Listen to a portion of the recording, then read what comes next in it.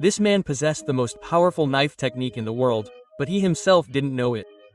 He thought his father had only taught him to chop wheat and wood. Every day, he helped the village aunts work in the fields. The women were impressed by him, which aroused the jealousy of the village elders. So, his father asked him to go down the mountain and find the woman he had an affair with 9 years earlier and marry her. He didn't know that the woman was a royal princess. 9 years earlier, his sister had poisoned him. In grief, he spent the night with the man, not knowing that she would become pregnant. She gave birth to an extraordinary son, endowed with divine power and martial skills, so that he could find his father. He kept winning competitions because the emperor wanted the princess to marry a foreign prince. The child swore that he would find his real father, win the competition, and protect his mother. The man was searching for him with just a red ribbon.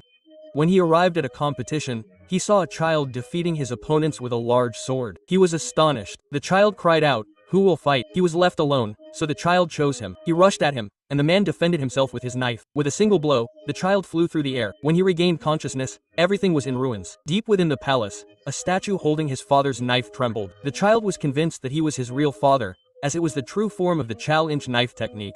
But the man didn't know he was his son. He thought the child was playing. When he saw the princess, he remembered the night 9 years ago and realized he had become a father. But the princess refused to recognize him. Now his only goal was to win a competition to be held in 3 days and obtain a royal decree so he could stop the wedding. He told his brother to raise money for the journey and send the man away. But the brother was angry because his sister, once a martial genius, had now become weak after giving birth. He wanted revenge.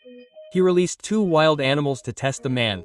But he had never killed an animal and hid behind the soldiers. His brother went to demonstrate how to kill, but the rhino was on the verge of death. He was disappointed. He struck once, and the rhino was reduced to ashes. The man couldn't understand what had happened. When he woke up that night, the prince knelt down and begged to be his disciple. He refused, saying he only knew how to cut wood and crops. But the prince insisted, so he taught him all his moves. The princess saw them practicing.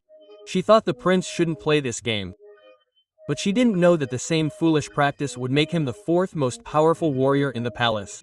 She came to the door, handed him a plate, and told him to take the child if he lost. The next day was the competition. The second prince thought no one could defeat him, but the world's best knife techniques were present. In the very first round, the third princess defeated 2 princes. He thought no one would face him, but the 6th prince stood up, the same one who had poisoned his sister years ago and now wanted revenge.